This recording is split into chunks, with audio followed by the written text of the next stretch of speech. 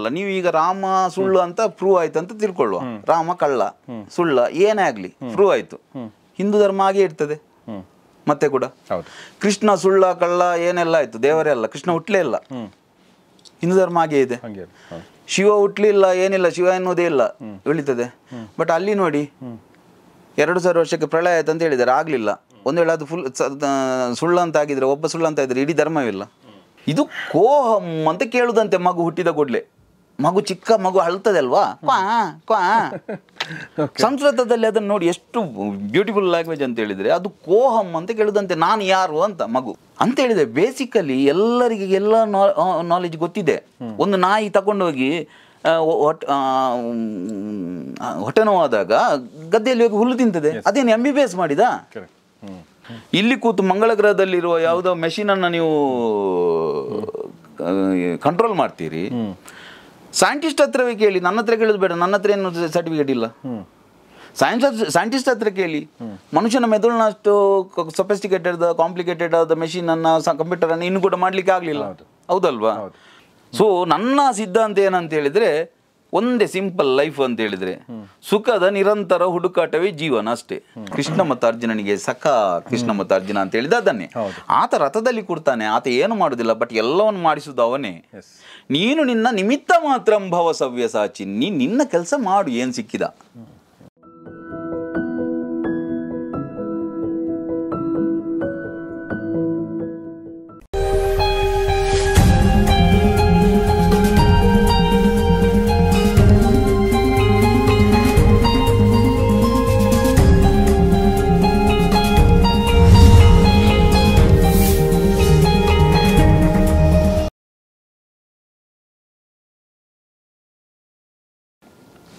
ಈಗ ನಮ್ಮಂತ ಹುಲು ಮಾನವರಿಗೆ ಇಲ್ಲ, ಹುಲು ಮಾನವರಂತ ಯಾರಿಲ್ಲ, ಮಾನವರಿಗೆ ಮಾನವರು, ಮಾನ ಇದ್ದವರೆಲ್ಲ ಮಾನವರು. ಓಕೆ, ಈಗ ಆ ಸಬ್ ಕಾನ್ಶಿಯಸ್ ಮೈಂಡ್ ಎಲ್ಲವನ್ನೂ ಸಾರಿ ಆ ಡಿವೈನ್ ಪವರ್ ಏನ ಅದು ಗೊತ್ತಿಲ್ಲ ನಮ್ಗೆ, ಅದು ಗೊತ್ತಿಲ್ಲ. ಅವಿಜ್ಞಾತಂ ವಿಜಾನತಾಂ ವಿಜ್ಞಾನತಂ ಅವಿಜಾನತಾಂ. ಅದು ಯಾಕೆ ಸಂಘರ್ಷಗಳನ್ನ ಕ್ರಿಯೇಟ್ ಮಾಡಿದೆ? ಏನ್ ಸಂಘರ್ಷ? ಈಗ ಇಸ್ರೇಲ್ ಮತ್ತು ಪ್ಯಾಲೆಸ್ಟೈನ್, ಹಮಾಸ್ ಮತ್ತು ಏನ್ ಹೇಳಿ ಮೊಸಾದ್ ಅಂತ ಹೇಳಿ, ಅದಕ್ಕೆ ಅದು ಯಾಕೆ ಕ್ರಿಯೇಟ್ ಮಾಡುದು ಅಂತ ಹೇಳಿ ಇಸ್ರೇಲಿಗೆ ಅಲ್ಲ, ಇಸ್ರೇಲ್ನ ಬಗ್ಗೆ ಮಾತಾಡ್ತಾ ಇಲ್ಲ ನಾನು, ಒಂದು ದೇಶದ ಬಗ್ಗೆ ಅಥವಾ ಪರವಾಗಿ ಮಾತಾಡ್ತಾ. ಬಟ್ ಇಸ್ರೇಲ್ ಅಥವಾ ಯಾರಿದ್ದೇ ಆಗ್ಲಿ ಇಂಟೆನ್ಷನ್ ಈಗ ಭಾರತದ್ದು, ನಮ್ಗೆ ಏನು ಪಾಕಿಸ್ತಾನಕ್ಕೆ ತೊಂದರೆ ಮಾಡ್ಬೇಕಂತ ಇದೆಯಾ, ಅಥವಾ ಇಸ್ರೇಲ್ಗೆ ಬೇರೆಯವ್ರಿಗೆ ತೊಂದರೆ ಮಾಡ್ಬೇಕಂತ ಇದೆಯಾ? ನಮ್ಗೆ ತೊಂದರೆ ಅದು ಒಂದು ಮೆಂಟಾಲಿಟಿ ಬಂದಿದೆ ಅಲ್ವಾ, ಅದನ್ನ ನಾನು ಹೇಳ್ತೇನೆ. ಅದನ್ನ ಕ್ರಿಯೇಟ್ ಮಾಡಿದ್ದೆ ಯಾರು? ನೀವು ಮಾಡದೇರಿ, ನೀವು ಏನೂ ಮಾಡದೇರಿ, ಅವ್ರು ಸುಮ್ಮನೆ ದೇಶಿಸ್ತಾರೆ ನಿಮ್ಮನ್ನ. ಸೊ ನಮ್ಗೆ ಗೊತ್ತಿರ್ಬೇಕು, ಅದನ್ನ ನಾನು ಹೇಳಿದೆ. ಈಗ ಹುಲಿ ನಮ್ಮ ಮೇಲೆ ಅಟ್ಯಾಕ್ ಯಾಕೆ ಮಾಡ್ತೇವೆ? ನಮ್ಗೆ ಹುಲಿ ಮೇಲೆ ಅಟ್ಯಾಕ್ ಮಾಡ್ಬೇಕಂತ ಇಲ್ಲ. ಸೊ ಹುಲಿಯ ಸ್ವಭಾವ ಅದರ ಸ್ವಭಾವ. ಸೊ ನಾವು ಅದರಿಂದ ಜಾಗೃತಿ ಇರ್ಬೇಕಂತ. ಬಟ್ ಆ ಸ್ವಭಾವನ ಓಕೆ, ಆ ಸ್ವಭಾವ ಯಾಕೆ ಕ್ರಿಯೇಟ್ ಆಯ್ತು ಅಂತ ಕೇಳಿದ್ರೆ, ಇದನ್ನೇ ಕೃಷ್ಣ ಕೇಳ್ತಾನೆ. ಬೇರೆ ಬೇರೆ ಧರ್ಮಗಳಲ್ಲಿ ಬೇರೆ ಬೇರೆ ದೇಶಗಳಲ್ಲಿ ಹೇಳ್ತದೆ, ಡೆವಿಲ್ ಮಾಡಿಸ್ತಾನೆ, ಒಬ್ಬ ಸೈತಾನ ಇದ್ದಾನೆ ಅಂತೇಳಿ ಹೇಳ್ತದೆ. ನಮ್ಮಲ್ಲಿ ಹಾಗೆ ಹೇಳ್ತಾ ಇಲ್ಲ ಕೃಷ್ಣ. ಅರ್ಜುನ ಕೇಳ್ತಾನೆ, ಯಾಕೆ ಹೀಗೆಲ್ಲ ಒಂದರಿಂದ ಎಲ್ಲ ಬಂದದಾದ್ರೆ ಎಲ್ಲ ಒಂದೇ ಅಲ್ವಾ, ಒಬ್ಬರೇ. ಅದಕ್ಕೆ ಹೇಳುದು ಫಸ್ಟಿಗೆ ಸತ್ಯಯುಗ ಇತ್ತು, ಆಗ ಎಲ್ಲರೂ ಒಂದೇ ಇದ್ರು. ಹಾಗಾದ್ರೆ ಹೇಗೆ ಡಿಫರೆನ್ಸ್ ಬಂತು ಅಂತ ಕೇಳಿದ್ರೆ, ಇವು ಏನು ಪುರುಷ ಪ್ರಕೃತಿಸ್ಥೋ ಹಿ ಭುಂಕ್ತೆ ಪ್ರಕೃತಿಜಾನ್ ಗುಣಾನ್ ಕಾರಣಂ ಗುಣ ಸಂಗೋಸ್ಯ ಸದಸದ್ಯೋನಿ ಜನ್ಮಸು. 3 ಗುಣಗಳಿದೆ: ಎಲೆಕ್ಟ್ರಾನ್, ಪ್ರೋಟಾನ್, ನ್ಯೂಟ್ರಾನ್, ಸತ್ವ, ರಜ, ತಮ, ಭೂಲೋಕ, ಭೂವರ್ಲೋಕ, ಸುವರ್ಲೋಕ, ಸ್ಥೂಲ ಶರೀರ, ಸೂಕ್ಷ್ಮ ಶರೀರ, ಕಾರಣ ಶರೀರ, ಸೃಷ್ಟಿ, ಸ್ಥಿತಿ, ಲಯ, ಏನೆಲ್ಲ 3 ಇದೆಯಾ? ಈ 3 ಗುಣಗಳಿಂದ, ತ್ರಿಗುಣಗಳಿಂದ ಎಲ್ಲ ಉತ್ಪತ್ತಿ ಆದದ್ದು. ಒಂದು ಸತ್ವ, ರಜ, ತಮ ಗುಣ, 3 ಗುಣಗಳು. ಈ 3 ಗುಣಗಳನ್ನ ನೀನು ಯಾವುದರ ಹಿಂದೆ ಹೋಗ್ತೀಯ? ಪುರುಷ ಪ್ರಕೃತಿ ಸ್ತೋಯಿ ಭುಂಕ್ತೆ ಪ್ರಕೃತಿ ಜಾನ್ ಗುಣಾನ್. ಪ್ರಕೃತಿಯಲ್ಲಿ 3 ಗುಣ ಇದೆ, ಅದು ಹುಟ್ಟುವಾಗಲೇ ಆಗಿದೆ ಪ್ರಕೃತಿಯನ್ನ. ಅಸದ್ವ ಇದಮಗ್ರಮಸಿ ತಥೋ ವೈ ಸದ್ಜಾಯತ ತದಾತ್ಮಾನಗಂ ಸ್ವಯಂ ಕುರುತ. ಅರ್ಥ ಆಗ್ತುಂಟ ನಾನು ಹೇಳುದು? ಸಂಸ್ಕೃತ ಅರ್ಥ ಆಗಲ್ಲ, ಹೇಳುವ ಅರ್ಥ ಆಗ್ಬೇಕಿತ್ತು ಭಾರತದಲ್ಲಿ. ಸಂಸ್ಕೃತ, ಇಂಗ್ಲಿಷ್ ಗೊತ್ತಿದೆ ನಿಮ್ಗೆ. ಯಾಕೆ ಸಂಸ್ಕೃತ ನಮ್ಗೆ ಯಾರು ಕಲಿಸಿಲ್ಲ, ಕಲಿಬೇಕು, ಸ್ಕೂಲಲ್ಲಿ ಇರ್ಲಿಲ್ಲ. ಸರಿ, ಗೊತ್ತಾಯ್ತಿಲ್ಲ ನನಗೆ. ನೀವು ಹೇಳ್ತಲ್ಲ, ನಂಗೆ ಅರ್ಥ ಆಯ್ತು. ಇಲ್ಲಿ ನನಗೆ ಎಷ್ಟು ಸಲ ಅನ್ಸುತ್ತೆ, ನಮ್ಮ ಸ್ಕೂಲಲ್ಲಿ ನಮಗೆ ಸಂಸ್ಕೃತ ಹೇಳಿಲ್ಲ. ಅದೇ ನಾನು. ಆಮೇಲೆ ಇನ್ನೊಂದು ಹೇಳ್ತೀನಿ ನಿಮ್ಗೆ, ನಮ್ಮ ಟೀಚರ್ ಒಬ್ರು ಕ್ರಿಶ್ಚಿಯನ್ ಟೀಚರ್ ಇದ್ರು. ಅವರು ಒಂದ್ಸಲ ಕೇಳಿದ್ರು ನಮ್ಮ ಕ್ಲಾಸಲ್ಲಿ, ಮುಸ್ಲಿಮರಿಗೆ ಕುರಾನ್ ಇದು ಅವರ ಧರ್ಮ ಗ್ರಂಥ, ಕ್ರಿಶ್ಚಿಯನ್ಸ್ಗೆ ಬೈಬಲ್ ಧರ್ಮಗ್ರಂಥ, ನಿಮಗೆ ಯಾವ್ದು ಗೊತ್ತೇನ್ರು ಅಂದ್ರು. ಯಾಕೆಂದ್ರೆ ಎಲ್ಲ ಹಿಂದೂಗಳೇ ಜಾಸ್ತಿ, ನಾವು ಕಣ್ಣು ಬಿಳಿ ಬಿಳಿ ಬಿಟ್ಕೊಂಡು ನೋಡ್ತಾ ಇದ್ವಿ. ಓಕೆ, ಅವ್ರು ಭಗವದ್ಗೀತೆ ನಿಮ್ದು ನೆನ್ಪಿಟ್ಕೊಳ್ಳಿ ಅಂತ ಅವ್ರು ತಪ್ಪೇ ಹೇಳಿ ಗೊತ್ತಿಲ್ಲ ನಂಗೆ, ಅದು ನೀವು ಹೇಳ್ಬೇಕು. ಬಟ್ ನಮ್ಗೆ ಏನು ಗೊತ್ತಿರ್ಲಿಲ್ಲ ಅಂತ ಹೇಳ್ತಾರೆ, we didn't know anything. But ಏನು ಗೊತ್ತು ಸರ್, ಯಾವುದೇ ಧರ್ಮದ ವಿಷಯ ಅಲ್ಲ, ಬಟ್ ವೆಸ್ಟರ್ನಿಂದ ಬಂದ ಏನೆಲ್ಲ ಇದೆ ಥಿಂಕಿಂಗ್, ಅದಕ್ಕೆ ನೀವು ಚೈಲ್ಡ್ಹುಡ್ ಅಲ್ಲಿ ಬಿಫೋರ್ 7 years ನೀವು ಅದನ್ನು ಮಾಡದಿದ್ರೆ ಯಾರು ಅದನ್ನು ಫಾಲೋ ಮಾಡೋದಿಲ್ಲ. ಬಿಕಾಸ್ 7 yearsನೊಳಗೆ ಬ್ರೈನ್ ವಾಶ್ ಮಾಡಿ ಅದನ್ನು ಹಾಕ್ಬೇಕಷ್ಟೇ. ಯಾಕಂತ ಹೇಳಿ ಯಾರು ಲಾಜಿಕಲ್ ಯೋಚನೆ ಮಾಡ್ತಾನೆ ಅವನಿಗೆ ಅದು ಸಿಗುದಿಲ್ಲ. ಅದು ಬಿಕಾಸ್ ಅದು ಬಿಲೀವರ್ಸ್ ಧರ್ಮ, ನೀವು ಬಿಲೀವ್ ಮಾಡ್ಬೇಕಷ್ಟೇ, ಕ್ವಶನ್ಗೆ ಅವಕಾಶ ಇಲ್ಲ. ನಮ್ಮಲ್ಲಿರುವುದು ಕ್ವಶನ್. ತತ್ವಂ ಅಸಿ, ನೀನು ಅದನ್ನು ಉಪನಿಷತ್ತು ಅಂತ ಹೇಳಿದ್ರೆ ಹತ್ತಿರ ಕೆಳಗೆ ಕೂತು ಕೇಳಿಸಿಕೊಳ್ಳು, ಕ್ವಶನ್ ಮಾಡು ಅಂತ. ಉಪನಿಷತ್ ಸ್ಟಾರ್ಟ್ ಆಗೋದೇ ಕ್ವಶನ್ ಇಂದ, ಭಗವದ್ಗೀತೆ ಸ್ಟಾರ್ಟ್ ಆಗೋದೇ ಕ್ವಶನ್ ಇಂದ. ನೀವು ಲಾಜಿಕಲಿ ಕ್ವಶನ್ ಆಗಿದ್ರೆ ಬಿಲೀವರ್ಸ್ಗೆ ಅದಕ್ಕೆ ಅವಕಾಶ ಇಲ್ಲ ಅದಕ್ಕೆ. ಸೊ ಅದಕ್ಕೆ ಅವರು ಕಂಪಲ್ಸರಿ ಮಾಡಿದ್ದಾರೆ. ಈಗ ಅಂದ್ರೆ ನಮ್ಮಲ್ಲಿ ಭಗವದ್ಗೀತೆ ಅಷ್ಟೇ ಅಲ್ಲ ಅಂತ ಹೇಳ್ತಾ ಇದ್ರ? ಅಲ್ಲ, ನೀವು ಈಗ ರಾಮ ಸುಳ್ಳು ಅಂತ ಪ್ರೂವ್ ಆಯ್ತು ಅಂತ ತಿಳ್ಕೊಳ್ಳುವ, ರಾಮ ಕಳ್ಳ ಸುಳ್ಳ ಏನೇ ಆಗ್ಲಿ ಪ್ರೂವ್ ಆಯ್ತು, ಹಿಂದೂ ಧರ್ಮ ಹಾಗೆ ಇರ್ತದೆ ಮತ್ತೆ ಕೂಡ. ಕೃಷ್ಣ ಸುಳ್ಳ ಕಳ್ಳ ಏನೆಲ್ಲ ಆಯ್ತು, ದೇವರೇ ಅಲ್ಲ, ಕೃಷ್ಣ ಹುಟ್ಲೇ ಇಲ್ಲ, ಹಿಂದೂ ಧರ್ಮ ಹಾಗೆ ಇದೆ. ಶಿವ ಹುಟ್ಲಿಲ್ಲ, ಏನಿಲ್ಲ, ಶಿವ ಎನ್ನುವುದೇ ಇಲ್ಲ, ಉಳಿತದೆ. ಬಟ್ ಅಲ್ಲಿ ನೋಡಿ 2000 ವರ್ಷಕ್ಕೆ ಪ್ರಳಯ ಆಯ್ತು ಅಂತ ಹೇಳಿದ್ದಾರೆ, ಆಗ್ಲಿಲ್ಲ. ಒಂದು ವೇಳೆ ಅದು ಫುಲ್ ಸುಳ್ಳು ಅಂತ ಆಗಿದ್ರೆ, ಒಬ್ಬ ಸುಳ್ಳು ಅಂತ ಇದ್ರೆ ಇಡೀ ಧರ್ಮವಿಲ್ಲ. ಹೌದಲ್ವಾ? ಸೊ ಅಲ್ಲಿ 7 ಆಕಾಶ ಇದೆ, 7 ಆಕಾಶದ ಮೇಲೆ ಸ್ವರ್ಗ ಇದೆ, ಎಲ್ಲ ಇದೆ. ಅದನ್ನು ನೀವು ಕ್ವಶನ್ ಮಾಡಿದ್ರೆ, ಸುಳ್ಳು ಅಂತ ನೀವು ಪ್ರೂವ್ ಮಾಡಿದ್ರೆ ಮೇಲೆ ಇದು ಕಳಿಸಿ, ಅಲ್ಲಿ ಧರ್ಮವಿಲ್ಲ, ಅದು ಉಳಿದಿಲ್ಲ ಅದು. ಸೊ ಅದಕ್ಕೆ ಬಿಲೀವ್ ಮುಖ್ಯ, ಅದಕ್ಕೆ ಅಷ್ಟು ಅದನ್ನು ಟಫ್ ಮಾಡಿದ್ದಾರೆ. ಅಲ್ಲಿ ಬಿಲೀಫ್ ಮುಖ್ಯ, ಬಿಲೀಫೇ ಬೇಕು, ಬೇರೆ ಕ್ವಶನ್ ಮಾಡುವಾಗಿಲ್ಲ. ನೀವು ಕ್ವಶನ್ ಮಾಡಿದ್ರೆ ಅಲ್ಲಿ ಹೋಯ್ತಲ್ವ, ಅದು ಒಬ್ಬನಿಂದ ಆದದ್ದು. ಈಗ ನೀವು ಒಂದು ಶಾಲೆಯಲ್ಲಿ, ಚಿಕ್ಕ ಶಾಲೆಯನ್ನ ಊರಿಗೆ ಒಂದೇ ಶಾಲೆ ಇರ್ತದೆ, 1 ರಿಂದ 7ನೇ ತರಗತಿವರೆಗೆ ಒಬ್ಬನೇ ಮಾಸ್ಟರ್ ಇರ್ತಾನೆ. ಅದೇ ನೀವು ಒಂದು ದೊಡ್ಡ ಯೂನಿವರ್ಸಿಟಿಗೆ ಹೋದ್ರೆ ಬೇರೆ ಬೇರೆ ಡಿಪಾರ್ಟ್ಮೆಂಟ್ ಇರ್ತದೆ, ಆ ಡಿಪಾರ್ಟ್ಮೆಂಟ್ ಒಳಗೆ ಸಬ್ ಯೂನಿಟ್ ಇರ್ತದೆ, ಅದರಲ್ಲಿ ಹೆಡ್ ಆಫ್ ದ ಡಿಪಾರ್ಟ್ಮೆಂಟ್ ಇರ್ತಾರೆ, ಎಲ್ಲ ಇರ್ತಾರೆ, ಹೌದಲ್ವಾ? ಒಂದು ದೊಡ್ಡ ಸಿಟಿಗೆ ನೀವು ಬೆಂಗಳೂರಲ್ಲಿ ಬಂದು ಇಳಿದ್ರೆ ಎಷ್ಟು ಫ್ಲೈಟ್ ಇರ್ತದೆ, ಎಷ್ಟು ಬಸ್ ಇರ್ತದೆ, ಯಾವ ಬಸ್ಸಿಗೆ ಹತ್ತುವುದು ಗೊತ್ತಾಗುದಿಲ್ಲ.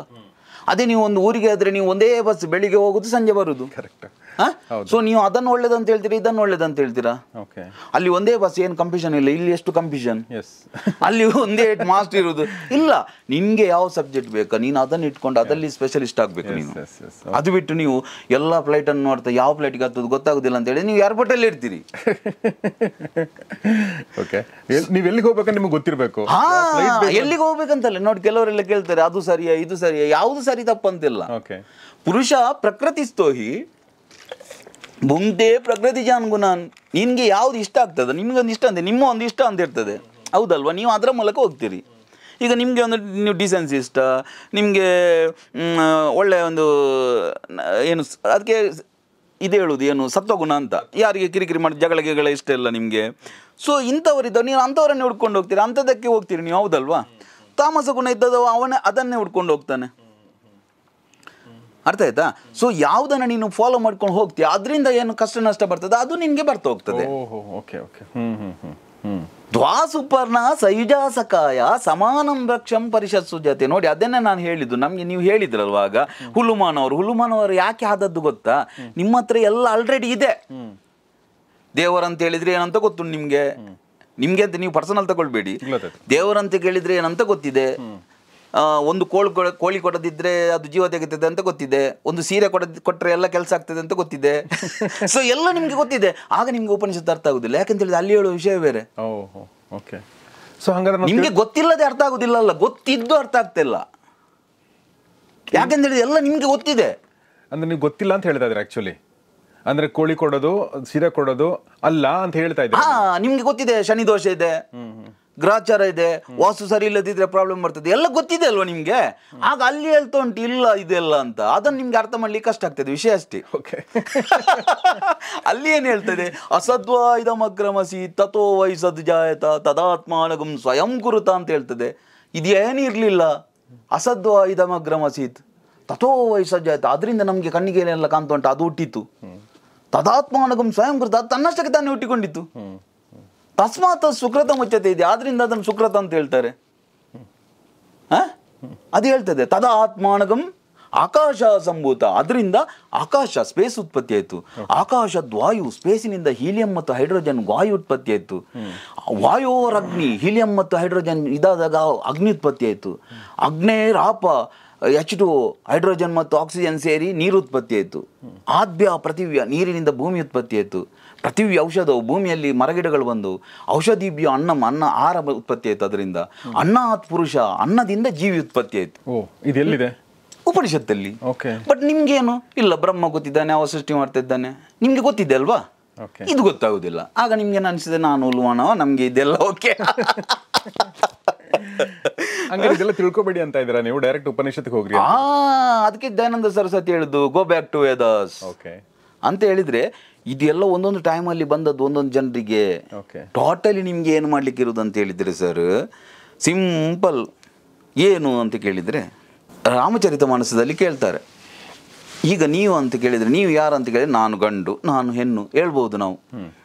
ಈ ಗಂಡು ಹೆಣ್ಣನ್ನು ಕೂಡ ಬಾಡಿಯನ್ನು ಟ್ರಾನ್ಸ್ಜೆಂಡರ್ ಮಾಡಲಿಕ್ಕೆ ಆಗ್ತದೆ, ಹೌದಲ್ವಾ? ನಿಮ್ಮ ಹೆಸರೇನು? ನಾನು ಗೌರಿ ಶೆಕ್ಕಿ, ಅಪ್ಪ ಇಟ್ಟದು, ಹೌದಲ್ವಾ? ಹಾಗಾದರೆ ನಿನ್ನದು ಏನು? ನಾನು ಪತ್ರಕರ್ತ ಅಥವಾ ನಾನು ಲಾಯರ್, ನಾನು ಜಡ್ಜ್, ಇದು ನಾವು ಪಡ್ಕೊಂಡದ್ದು. ಹೂ ಆರ್ ಯು, ನೀನು ಯಾರು ಅಂತ ಕ್ವಶನ್ ಮೈನ್, ಹೌದಲ್ವಾ? ನಾವು ಏನೆಲ್ಲ ಆರೋಪ ಮಾಡಿಕೊಂಡಿದ್ದೇವೆ ಎಲ್ಲ ಹೊರಗಿಂದ ಬಂದದ್ದು, ಇಲ್ಲಿಂದ.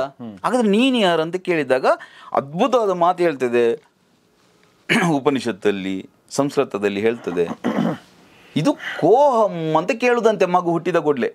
ಮಗು ಚಿಕ್ಕ ಮಗು ಅಳ್ತದೆ ಅಲ್ವಾ, ಕ್ವಾ ಕ್ವಾ. ಸಂಸ್ಕೃತದಲ್ಲಿ ಅದನ್ನು ನೋಡಿ ಎಷ್ಟು ಬ್ಯೂಟಿಫುಲ್ ಲ್ಯಾಂಗ್ವೇಜ್ ಅಂತ ಹೇಳಿದ್ರೆ, ಅದು ಕೋಹಂ ಅಂತ ಕೇಳುದಂತೆ, ನಾನು ಯಾರು ಅಂತ ಮಗು. ಒಂದು ವೇಳೆ ಹೇಳ್ತಾರೆ, ನಂಗೆ ಗೊತ್ತಿಲ್ಲ, ಪಿಕ್ಚರ್ ಅಲ್ಲೆಲ್ಲ ನೋಡಿದ್ದೇನೆ, ಮಗು ಅಳದಿದ್ರೆ ಅದನ್ನು ಈಗ ಎತ್ತಿ ಹೊಡಿತಾರೆ ಅಂತ ಡಾಕ್ಟ್ರು. ಅದರ ರೀಸನ್ ಏನಂತ ಹೇಳಿದ್ರೆ, ಮಗು ಅಳ್ಬೇಕು ಅಂತ, ಉಸಿರು ಅತ್ತ ನಂತರ ಉಸಿರು ಬರೋದು, ಅದಕ್ಕೋಸ್ಕರ ಅಳಿಸುವುದು ಅಂತ. ನನಗೆ ಏನಾದ್ರು ಮಿಸ್ಟೇಕ್ ಇದ್ರೆ ಕರೆಕ್ಟ್ ಮಾಡಿ, ಬಟ್ ಹಾಗೆ ಹೇಳುದು ಕೇಳಿದ್ದೇನೆ ನಾವು. ಮಗುವನ್ನು ಅಳಿಸ್ಬೇಕು, ಹತ್ರ ಮಾತ್ರ ಶ್ವಾಸ ಬರೋದು, ಅಳದಿದ್ರೆ ಡಾಕ್ಟರ್ ಹೊಡೆದಾದ್ರೂ ಅಳಿಸ್ತಾರೆ ಅಂತ. ಹಾಗಾದ್ರೆ ಸಂಸ್ಕೃತದಲ್ಲಿ ಏನು ಹೇಳ್ತದೆ ಅಂತ ಹೇಳಿದ್ರೆ, ಮಗು ಅಂದ್ರೆ ಹೇಳಿದ್ರೆ ಜೀವಾತ್ಮ ಕೇಳ್ಬೇಕು ಕೋಹಂ, ನಾನು ಯಾರು ಅಂತ. ಆಗ ಪ್ರಕೃತಿ ಉತ್ತರ ಕೊಡ್ತಾರೆ, ಸೋಹಂ. ಶ್ವಾಸ, ಶ್ವಾಸದಲ್ಲಿ ಹೇಳುದಂತೆ, ಸೋಹಂ, ನೀನು ಅದೇ, ಅದು ನೀನು, ಸೋಹಂ ಅದು. ಅರ್ಥ ಆಗ್ತಾ ಉಂಟು ನಿಮ್ಗೆ? ಲಾಸ್ಟ್ ಅರ್ಥ ಆಗಲಿಲ್ಲ. ಕೋಹಂ ಅಂತ ಜೀವಾತ್ಮ ಕೇಳ್ತದೆ, ಆಗ ಪ್ರಕೃತಿ ಉತ್ತರ ಕೊಡ್ತದೆ ಅಂತೆ, ಸೋಹಂ. ಸೋಹಂ ಅಂದ್ರೆ ನೀನೇ, ಅದು ನಾನು ಯಾರು ಅಂದ್ರೆ ಅದು ನಾನು, ಅದೇ ನಾನು, ತತ್ವಮಸಿ. ನೀನು ಏನು ಹುಡುಕದೆ ಅದು ನೀನೇ. ಏನ್ ಇದೆಲ್ಲ ಇದೆ, ಇದೆಲ್ಲ ನೀನೇ ಅಂತ. ಅರ್ಥ ಆಯ್ತಾ? ಇದನ್ನು ದಿನಕ್ಕೆ 21,600 ಬಾರಿ ಹೇಳ್ತದೆ ಅಂತೆ, ಸೋಹಂ ಸೋಹಂ. ನಮ್ ಕೇಳಿಸಿಕೊಳ್ಳುವುದಿಲ್ಲ. ಹಾಗೆ ಬರ್ತೇವೆ ಭೂಮಿಗೆ, ಒಂದು ಹೊಸತ್ತು ಐಫೋನ್ ಕೊಟ್ರೆ ಯಾರ್ದಾದ್ರು ಹಳ್ಳಿಯವರಿಗೆ, ಅಂದ್ರೆ ಹಳ್ಳಿಯವರು ಅಂತ ಹೇಳಿದ್ರೆ ಏನು ಗೊತ್ತಿಲ್ಲದವನಿಗೆ ಕೊಟ್ರೆ ಅವ ಏನು ಮಾಡಿದ, ಅಲ್ಲೋ ಆಯ್ತು ಅಷ್ಟೇ ಅಲ್ವಾ? ಅದೇ ನಿಮ್ಗೆ ಅದ್ರಲ್ಲಿ ಗೊತ್ತಿದೆ ಅದರ ಪೊಟೆನ್ಷಿಯಲ್ ಏನು, ಅದನ್ನು ಹೇಗೆಲ್ಲ ಯೂಸ್ ಮಾಡ್ಬೋದು, ಹೌದಲ್ವಾ? ಸೊ ನಮ್ಮ ಮೈಂಡನ್ನು ಕೆಲವರೆಲ್ಲ ಹೇಳ್ತಾರೆ ಐನ್ಸ್ಟೈನ್ 3% ಯೂಸ್ ಮಾಡಿದ್ದು, ಕೆಲವರು ಹೇಳ್ತಾರೆ 10%, what ever may be, total 10% ವರೆಗೆ ಯೂಸ್ ಮಾಡಿರ್ಬೋದು. ಕೆಲವರೆಲ್ಲ ಅತಿ ಬುದ್ಧಿವಂತರು ಅದರಲ್ಲಿ ಕೂಡ ಹೇಳ್ತಾರೆ, ಇಲ್ಲ ಮೈಂಡನ್ನು ಹಾಗೆಲ್ಲ ಇಲ್ಲ, ಅದೆಲ್ಲ ತಪ್ಪು, ಎಲ್ಲ ಮೈಂಡ್ 100% ಯೂಸ್ ಆಗ್ತದೆ ಅಂತ. ಅವ್ರು ಹೇಳೋದು ಫಿಸಿಕಲ್ ಮೈಂಡ್ನ ಬಗ್ಗೆ. ಎನರ್ಜಿ ಲೆವೆಲಲ್ಲಿ 10% ಮಾತ್ರ ಯೂಸ್ ಆದದ್ದು. ಹಾಗಾದ್ರೆ ಅದರಲ್ಲಿ 100% ಪೊಟೆನ್ಷಿಯಲ್ ಇದೆ ಅಂತ ಹೇಳಿದ್ರೆ 10% ಐನ್ಸ್ಟೈನ್ ಯೂಸ್ ಮಾಡಿದ್ದು, ನಮ್ಮದು 0 ಕೂಡ ಇರ್ಲಿಕ್ಕಿಲ್ಲ. ಸೊ ಅದಕ್ಕೆ ಒಂದು ಇದ್ದಿದ್ದೆ ಅಲ್ವಾ, ಲೂಸಿ ಪಿಕ್ಚರ್ ಅಂತ ಒಂದು ಇಂಗ್ಲೀಷಲ್ಲಿ ಲೂಸಿ ಅಂತ ಪಿಕ್ಚರ್ ಬಂದಿದೆ, ಅದರಲ್ಲಿ ತೋರಿಸ್ತಾರೆ ಮೈಂಡ್ 100% ಆಕ್ಟಿವೇಟ್ ಆದರೆ ಏನಾಗ್ಬೋದು ಅಂತ. ಅವಳು ತನ್ನನ್ನು ಡಿಲೀಟ್ ಮಾಡ್ತಾ ಮಾಡ್ತಾ ಮಾಡ್ತಾ ಸ್ಪ್ಲಿಟ್ ಮಾಡ್ತಾ ಮಾಡ್ತಾ ಮಾಡ್ತಾ ಎಲ್ಲಿ ತನ್ನ ಮೂಲ ಅಮೀಬಾದಿಂದ ಅಲ್ಲಿವರೆಗೆ ಮುಟ್ತಾಳೆ, ಆಕೆ ರೀಚ್ ಆಗ್ತಾಳೆ. ಆಗ 100% ಆಕ್ಟಿವೇಟ್ ಆದಾಗ ಅವಳ ಬಟ್ಟೆ ಎಲ್ಲ ಖಾಲಿ ಬೀಳ್ತದೆ, ಅವಳು ಇರುವುದಿಲ್ಲ ಅಂತ ಹೇಳಿದ್ರೆ ತನ್ನ ಅಣುವನ್ನೆಲ್ಲ ಅವಳು ಡಿಸಾಲ್ವ್ ಮಾಡ್ತಾಳೆ. ಆಗ ಅವ ಕೇಳ್ತಾನೆ ವೇರ್ ಆರ್ ಯು ಅಂತ. ಆಗ ಅವನಿಗೆ ಮೆಸೇಜ್ ಬರ್ತದೆ, ಐ ಆಮ್ ಎವ್ರಿವೇರ್ ಅಂತ. ಸೊ ಅಷ್ಟು ಪವರ್ ಇದೆ ಅಲ್ವಾ ಮೈಂಡಿಗೆ ಡಿಕೋಡ್ ಮಾಡಲಿಕ್ಕೆ.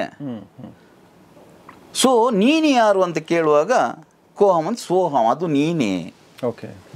ಅದನ್ನು ನಾನು ಕೇಳುವುದಿಲ್ಲ, ಬಾಕ್ಸ್ ಪೀಸ್ ಥರ ಇಟ್ಕೊಳ್ತೇವೆ ಹಾಗೆ, ಮತ್ತೆ ತಗೊಂಡೋಗಿ ಬಾಕ್ಸಿಗೆ ಹಾಕ್ತಾರೆ ನಮ್ಮನ್ನು. ಯೂಸ್ ಮಾಡೋದು ಹೇಗೆ ಗೊತ್ತಿಲ್ಲ ನಮಗೆ ಕರೆಕ್ಟ್ ಮೈಂಡನ್ನು. ಸೊ ನಮ್ಮ ಅಷ್ಟು ಪೊಟೆನ್ಷಿಯಲ್ ಇದೆ ನಮಗೆ. ಹೇಗೆ ಒಂದು ನೀವು ರಿಮೋಟಿಂದ ಕೂತು ಇಲ್ಲಿ ಟಿವಿಯನ್ನು ಆಪರೇಟ್ ಮಾಡ್ತೀರಿ, ಇಲ್ಲಿ ಕೂತು ಮಂಗಳ ಗ್ರಹದಲ್ಲಿರುವ ಯಾವುದೋ ಮೆಷಿನನ್ನು ನೀವು ಕಂಟ್ರೋಲ್ ಮಾಡ್ತೀರಿ. ಸೈಂಟಿಸ್ಟ್ ಹತ್ರವೇ ಕೇಳಿ, ನನ್ನ ಹತ್ರ ಕೇಳೋದು ಬೇಡ, ನನ್ನ ಹತ್ರ ಏನು ಸರ್ಟಿಫಿಕೇಟ್ ಇಲ್ಲ. ಸೈಂಟಿಸ್ಟ್ ಹತ್ರ ಕೇಳಿ. ಮನುಷ್ಯನ ಮೆದುಳಿನ ಅಷ್ಟು ಸೊಫಿಸ್ಟಿಕೇಟೆಡ್ ಕಾಂಪ್ಲಿಕೇಟೆಡ್ ಆದ ಮೆಷಿನನ್ನು ಕಂಪ್ಯೂಟರನ್ನು ಇನ್ನೂ ಕೂಡ ಮಾಡಲಿಕ್ಕೆ ಆಗಲಿಲ್ಲ, ಹೌದಲ್ವಾ? ಸೊ ಈ ಮೈಂಡಿಂದ ಇನ್ನೊಂದು ಮೈಂಡನ್ನು ಕಂಟ್ರೋಲ್ ಮಾಡ್ಬೋದು ಅಂತ ಹೇಳಿದರೆ ಒಪ್ಪಿಕೊಳ್ಳಿಕ್ಕೆ ತಯಾರಿಲ್ಲ ನಾವು. ಓಕೆ, ಅದರ ಅರ್ಥ ಎಲ್ಲ ಕಂಟ್ರೋಲ್ ಮಾಡಿ ನಮ್ಮ ಹಿಂದೆ ಬರೋ ಹಾಗೆ ಆಗುದಿಲ್ಲ. ಬಟ್ ಇಲ್ಲಿಂದ ಒಂದು ಮೆಸೇಜ್ ಪಾಸ್ ಮಾಡಲಿಕ್ಕೆ, ಯಾಕೆಂತ ಹೇಳಿದರೆ ಇದು ನಾವು ಏನು ತಿಳ್ಕೊಂಡು 5-5.5 ಫೀಟ್ ಇದೆ ಇದೆಲ್ಲ ನಾವು ಔಟರ್ ಬಾಡಿ ಎಕ್ಸ್ಪೀರಿಯನ್ಸ್ ನಾವು ಕ್ಲಾಸಲ್ಲೆಲ್ಲ ತೋರಿಸ್ತೇವೆ. ಕಣ್ಣು ಕಟ್ಟಿ ನೋಡ್ಬೋದು. ಇವನ್ ಗಿಡ ಮರಗಳು ಕೂಡ ನೋಡ್ತೇವೆ ಅಂತ ರೆಕಾರ್ಡ್ ಮಾಡಿದ್ದಾರೆ. ಈ ಗಿಡ ಮರಗಳಿಗೆ ಯಾರು ಕಟ್ ಮಾಡ್ಲಿಕ್ಕೆ ಬರ್ತಾನೆ ಅವನನ್ನು ನೋಡಿದಾಗ ಭಯ ಆಗ್ತದೆ, ಯಾರು ನೀರೆಲ್ಲ ಆಗ್ತಾನೆ ಅವನನ್ನು ನೋಡಿದಾಗ ಖುಷಿ ಆಗ್ತದೆ. ಸೊ ನಾವೇನು ತಿಳ್ಕೊ ಅದಕ್ಕೆ ಕಣ್ಣಿಲ್ಲ, ಅದು ನೋಡ್ತಾ ಇಲ್ಲ ಅಂತ. ಕಣ್ಣೇ ಬೇಕಂತಿಲ್ಲ ನೋಡ್ಲಿಕ್ಕೆ, ಕಣ್ಣು ಕೂಡ ನಮಗೆ ಒಂದು ಅಭ್ಯಾಸ, ಎಲ್ಲ ಮೈಂಡಿದ್ದು ಪ್ರೋಗ್ರಾಮಿಂಗ್. ನಮಗೆ ಕಣ್ಣಲ್ಲಿ ನೋಡಿ ನೋಡಿ ಅಭ್ಯಾಸ ಆಗಿದೆ, ನಮಗೆ ಕಣ್ಣಿಂದ ನೋಡ್ಬೇಕಾಗ್ತದೆ. ಕಣ್ಣಿಗೆ ಬಟ್ಟೆ ಕಟ್ಟಿ ಕೂಡ ಎಕ್ಸ್ಟ್ರಾ ಸೆನ್ಸರಿ ಆರ್ಗನ್ಸಿಂದ ನೋಡ್ಬೋದು. ಈಗ ಒಂದು ಪ್ರಾಣಿಗೆ ಒಂದು ಹುಡುಗಿ ಅಂದರೆ ಹೆಣ್ಣು ಪ್ರಾಣಿಯನ್ನ ಅದು ನಾನು ಐ ಲವ್ ಯು ಅಂತೇಳಿ ಲೆಟರ್ ಕೊಡ್ಲಿಕ್ಕೆ ಹೋಗ್ತದಾ? ಇಲ್ಲ.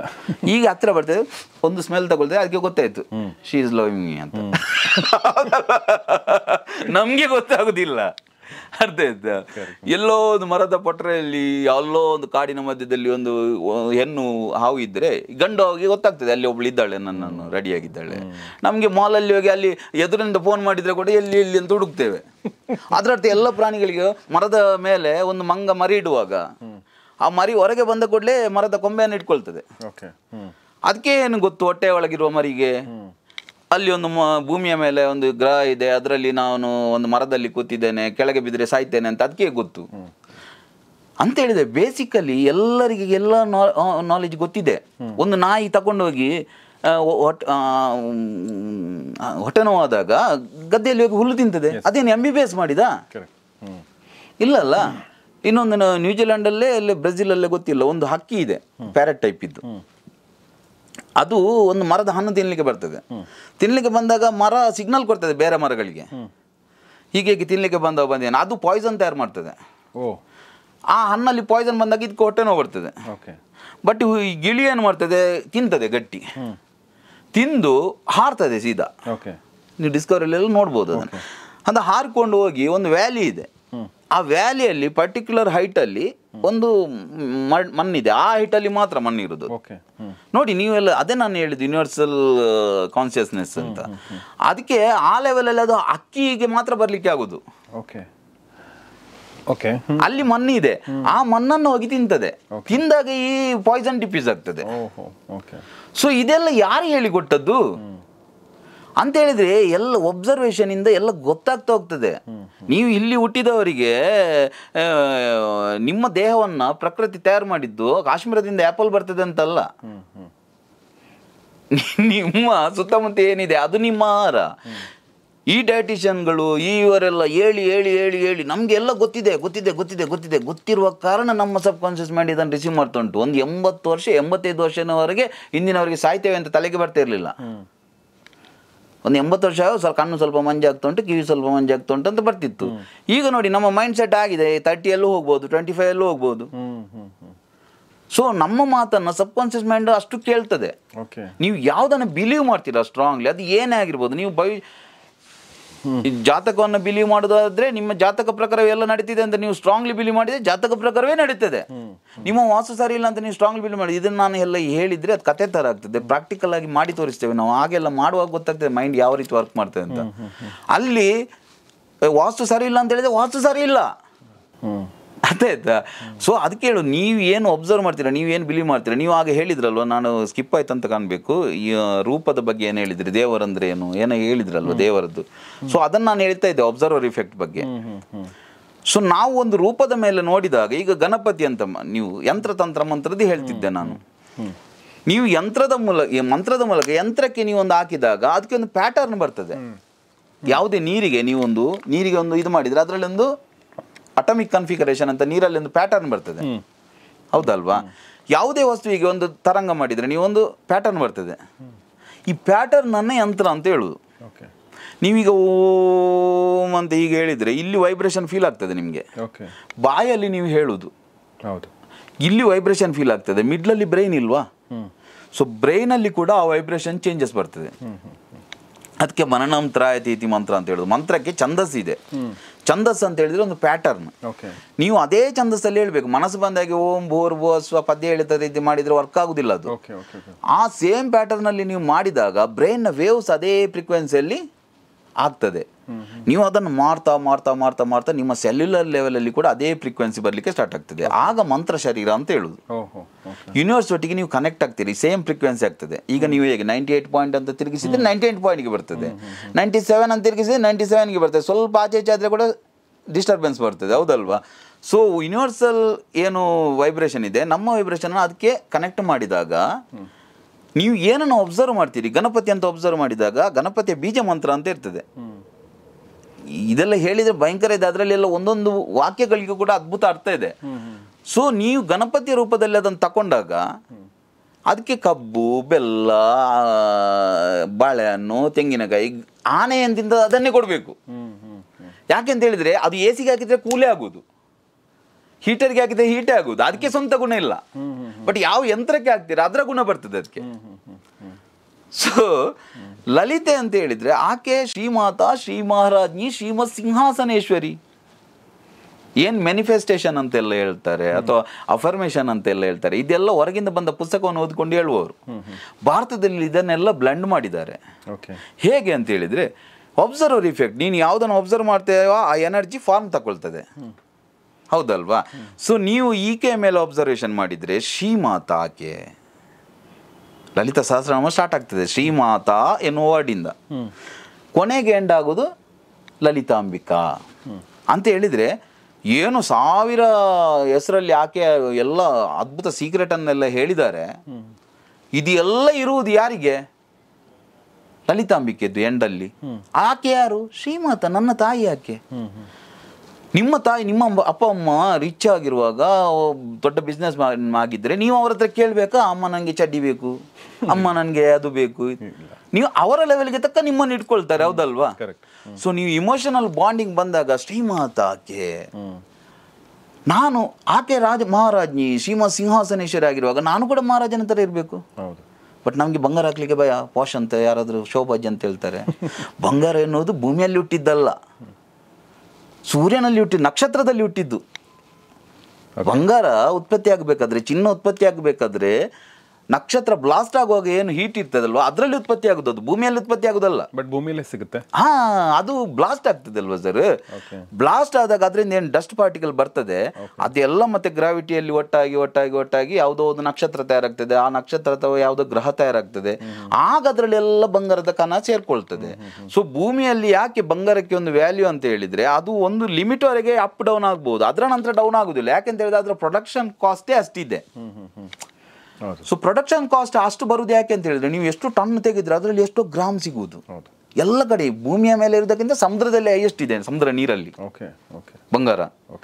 ಸೊ ನಮ್ಮಲ್ಲಿ ಒಂದು ಕೆಲವೆಲ್ಲ ವಿಷಯ ಇದೆ, ನಾನು ಟ್ರ್ಯಾಕ್ ಎಲ್ಲಿ ಹೋಗ್ತಾ ಇದ್ದೇನೆ ಗೊತ್ತಿಲ್ಲ. ಏನಂತ ಹೇಳಿದ್ರೆ ಈಗ ಊಟ ಮಾಡುವಾಗ ಮನೆಯಲ್ಲಿ ಹರಿದ ಬಟ್ಟೆ ಹಾಕ್ಬಾರ್ದು. ನೋಡಿ, ಅದೇ ನಾನು ಹೇಳಿದಲ್ವ, ಏನೆಲ್ಲ ಹೊಸ ಹೊಸ ಕಾನ್ಸೆಪ್ಟ್ ಮಾಡ್ತಾ ಇದ್ದಾರಲ್ವಾ, ಇದೆಲ್ಲ ಫಾರಿನ್ ಇಂದ ಬರುದು ರಿಟರ್ನ್. ಬಟ್ ಅದೆಲ್ಲ ಇಲ್ಲಿದೆ ಅಂತ ನೀವು ಹೇಳ್ತಾ ಇದ್ದೀರಾ. ಇದನ್ನು ಬ್ಲೆಂಡ್ ಮಾಡಿದ್ದಾರೆ. ಏಕೆ ಅಂತ ಹೇಳಿದ್ರೆ ನೀವು ಹರಿದ ಬಟ್ಟೆ ಹಾಕ್ಬೇಡಿ,